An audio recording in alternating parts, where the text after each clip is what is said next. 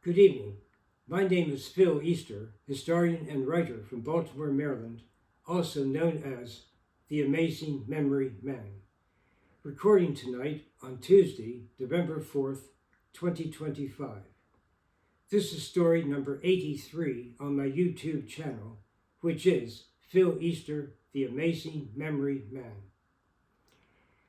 Before I get to the main topic tonight, I just want to say briefly that in the last 24 hours we heard the news that former Vice President Dick Cheney died at the age of 84 yesterday on November 3rd. He was the Vice President when George W. Bush was President from January 20, 2001 to January 20th, 2009. So we remember Dick Cheney, the 46th Vice President of the United States. Tonight we honor the United States Marine Corps, which will be celebrating 250 years next Monday, November 10th, 2025. The U.S. Marine Corps was founded in Philadelphia on November 10th, 1775. This is my third special story about U.S. military services this year that they each celebrate 250 years. The Army we celebrated a few months ago. The Army was founded June 14th, 1775. And last month in October, we celebrate the Navy, founded October 13th, 1775. So 3 of America's 6 military services were founded in the same year, 1775, and the Marines on November 10th. Now, when Thomas Jefferson was president, our third president, there was a major incident in the Mediterranean Sea where the Barbary pirates of North Africa were seizing American ships and many European countries also, capturing some people, sometimes holding them for hostage and taking supplies. And this was going on for a while, and Thomas Jefferson had the U.S. Navy and the Marines go over to the Mediterranean, and they fought the Barbary pirates a number of times and put an end to that seizing of American ships and passengers.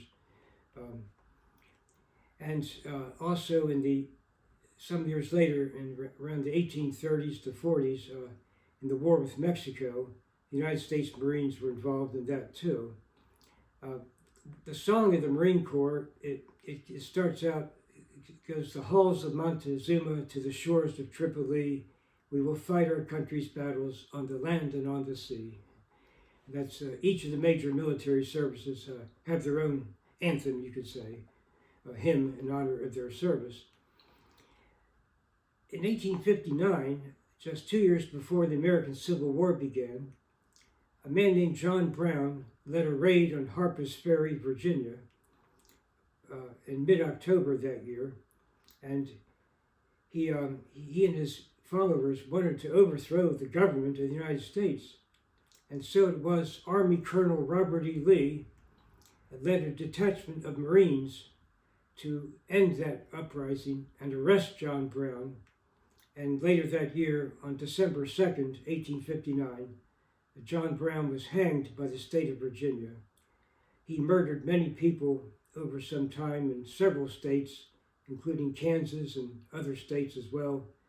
And he was an abolitionist who was very much against slavery, and that's a good thing, but not the way he went about it, by just randomly killing many people, including women and children, and wanted to overthrow the whole government of the United States. So he was arrested by, at that time, Colonel Robert E. Lee, leading a detachment of Marines. The Marines were very much involved in the Spanish-American War in the late 1800s, around 1897, 1898. And a Marine sergeant major at the time, named John Philip Sousa, well, he had already been selected as head of the Marine Band in starting about 1880. And he composed a number of well-known marches, the best known of which is the beautiful Stars and Stripes Forever, which is often heard at July 4th concerts in many parts of the United States. And I remember living in Boston 50 years ago, in 1975, on July 4th that year, I saw the wonderful concert. About 150,000 people gathered near the Charles River in Boston, and Arthur Fielder was the famous director at the time. And at the end of the concert, after playing many other patriotic music, they played the Stars and Stripes Forever. It was just a beautiful occasion with the fireworks going off and church bells ringing all over Boston. But I just found out something recently that it does seem a little funny that this famous piece that John Philip Sousa composed, The Stars and Stripes Forever, was actually written on Christmas Day, of all days of the year. It happened to come into his head on Christmas Day in the year 1896. He wrote it down, and the next year in 1897 was performed publicly for the first time. Perhaps the most famous event in all of the history of the Marine Corps was in World War II. And they fought against the Japanese on so many islands in the Pacific Ocean area. And on February 23rd, 1945, on Iwo Jima, the mountain called Mount Suribachi, a group of 6 Marines, as you can see in the photograph I have put up, 6 Marines raised the flag, the American flag, that day. But I found out that actually earlier that day, another group of 8 Marines raised a smaller flag. But then this group of 6 Marines, some hours later, had a larger flag to raise so that many more people could see. But the leader of that first detachment of 8 Marines was Lieutenant Schreier, and the highest ranking officer of the 6 Marines who raised the flag that you see in the photograph, which was Sergeant Schrank. So when they came back to the United States, and many of them were in parades that followed the end of World War II, a few months later on in 1945. But that was an incredible engagement, one of the bloodiest battles of the World War II, fighting island and island, so many islands fighting the Japanese, and Iwo Jima. The island was named Iwo Jima, but the mountain was Mount Suribachi, where they raised the flag. And this is a memorial near D.C., our nation's capital. They have a Marine memorial, a statue of those 6 Marines raising the flag. In 1976, I ran the first ever Marine Corps Reserve Marathon, it was called at the time, in Washington, D.C., and in part in Northern Virginia, a 26-mile standard marathon race. I was one of several thousand runners, and the very first one in 1976. And it finished very close to that statue of the 6 Marines raising the American flag. A very touching ending. And even then, I just turned 24 that year. I'd run the New York City Marathon October 24th. I ran this Marine Marathon in D.C. on November 7th. I did Philadelphia 3 weeks later, November 28th. I did 3 marathons in a 5-week period. My best time of running. But I'll always remember that, having ended close to the Marine Memorial. In 1983, a medical school in the island of Grenada, a number of Americans were going to that medical school, young people, and it was taken over by a group of radical terrorists for a couple of days, and there was fear for the lives of the medical students.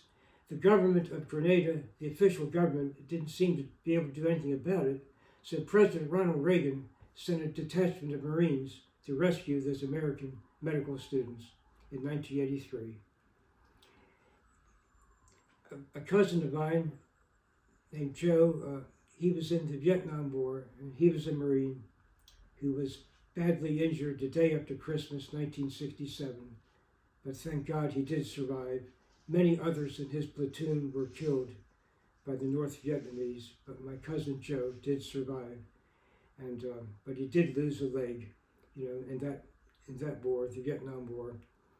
But the Marines often are attached to the Navy because they often travel on Navy ships and then fight on the land like the Army does.